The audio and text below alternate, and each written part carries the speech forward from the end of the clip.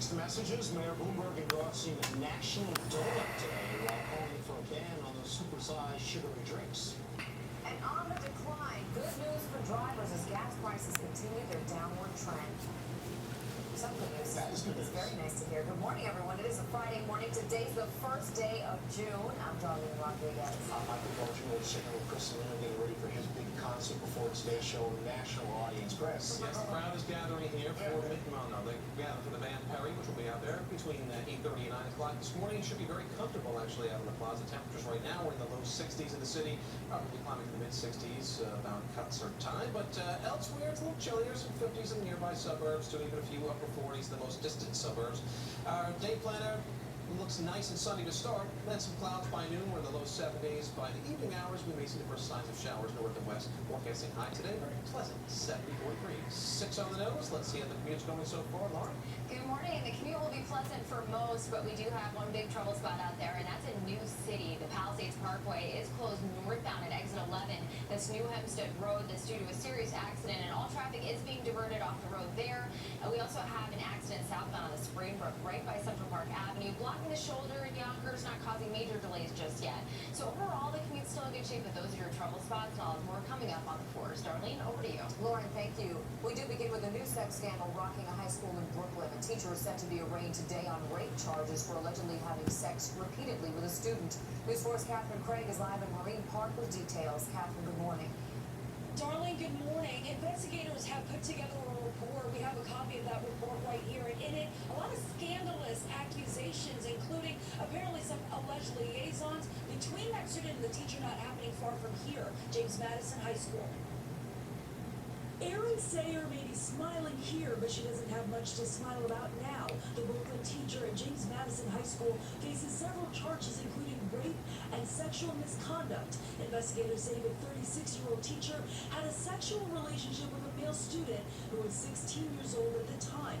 In a letter to the school's chancellor, investigators say the two had sexual encounters on 8 to 12 occasions. Last December, they met in Sayer's SUV where they began kissing and had sex, according to investigators. They also said the student described tattoos etched on intimate parts of Sayer's body. Sayer's arrest has happened on the heels of the Department of Education releasing a list of 16 teachers they want to fire but can't for inappropriate behavior. The teachers will still have their due process rights. There'll be an investigation, an arbitrator can rule, and the arbitrator will make a decision. But what we're saying is some decisions that I would find unacceptable. School's Chancellor Dennis Walcott sent Teachers Union President Michael Mulgrew a letter urging him to support An accident involving an overturned truck, exit 27, past it actually, only the shoulders getting through, so we have delays heading through there. Street cleaning rules, they are in effect. Steve Ty. All right, thanks, Inez. Mayor Bloomberg says it is the right thing to do for the health of the city. He's defending his proposal to ban oversized sugary soft drinks, and a lot of people are talking about this even across the country. Fox 5's Robert Moses is on the Upper East Side with more on the story. Good morning, Robert. Ty and Steve, good morning to you, and good morning, everyone. It's definitely the talk of the town, this proposed ban would affect restaurants like the ones you see behind me. This really has become a national story, and today the mayor is scheduled to do more interviews to sell this plan. Sitting around and doing nothing and watching our kids get fatter and fatter, then they're going to be overweight as adults if they're overweight as kids. That's just not something that we should do as a society. Mayor Bloomberg is now taking to the airwaves to explain his proposal to ban supersized sugary drinks that are sold at different sites across the city. The proposed ban on sugary drinks that come in containers larger than 16 ounces affects restaurants, including fast food places, delis, stadiums, and street vendors. Grocery and convenience stores would not be affected. That means the Big Gulp at 7-Eleven lives on. The city's health commissioners Are Straight that the portion size. Yes.